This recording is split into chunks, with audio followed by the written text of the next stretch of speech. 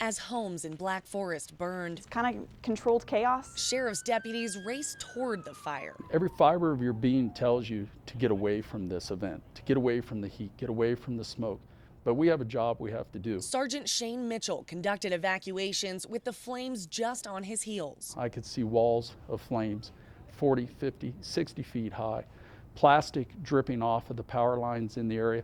Literally, the heat was so intense that things were vaporizing 50, 60 yards out in front of us. And I honestly thought to myself at that moment, this is a bad situation. Even those who weren't yet at the scene realized how serious it had become. You could hear it on the radio. The deputies were running ahead of the fire, just as close to the fire as you'd want to be. Commander Robert King listened to the evacuations over his radio. I'm pulling everybody out of here at the moment. Often fearing for his deputies. My instincts at first were to pull my people, pull them out of there because they're not safe, and I didn't want to see anybody get killed. But I also knew the caliber of people I was dealing with, that they probably weren't going to respond to that order. They were people like Deputy Laura Lowry, who said they had to shut off their fear and instead rely on their training. You see this huge plume of smoke and you're just driving straight towards it, and it's very intimidating, but you just keep going and set all your fears aside and do what you need to do. They say they were fulfilling a promise, the oath they took to protect this community. If you were to ask them standing here today, they would tell you simply they did their job. And that makes me